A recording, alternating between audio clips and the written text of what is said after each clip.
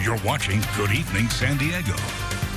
Well, a major settlement could bring big changes for San Diego home buyers and sellers and real estate agents. The settlement could make it easier for buyers to negotiate fees with their own agents, but it could also lead to more buyers maybe even not using agents altogether, or they just use the seller agent. There's a lot more negotiation. Here to break it down for us is real estate agent Mark Powell. Good to see you, Mark. How are you? Good, Logan. How are you? Good. Want to tell us kind of traditionally how it works when you're selling a home and somebody wants to buy it? Sure. Traditionally, somebody wants to sell their house, they'll find a listing agent, and the listing agent will give a fee. Let's just say it's 5 or 6%.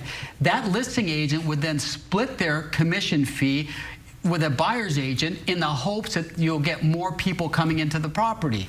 But the problem is now they're no longer allowed to split their commission because of this recent lawsuit.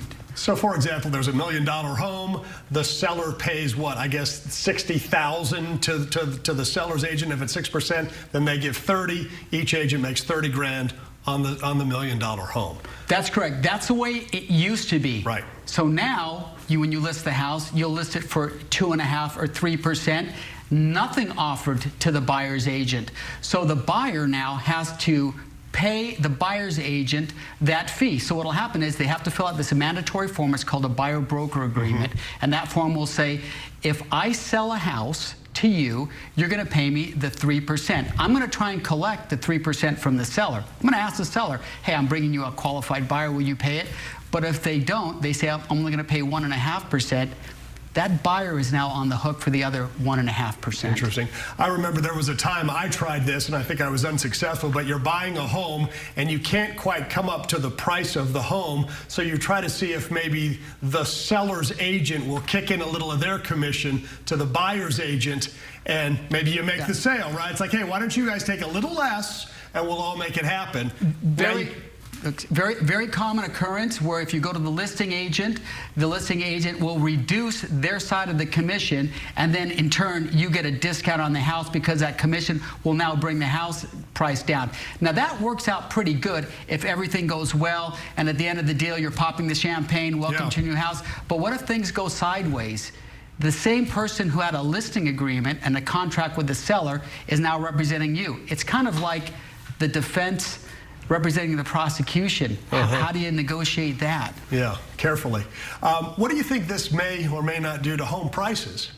Well, I can tell you, I don't think it's going to have anything to do with home prices, because home prices are a factor of limited inventory. We're just not building enough homes to meet the needs. We're approximately 90,000 short, according to the state of California, of our housing supply.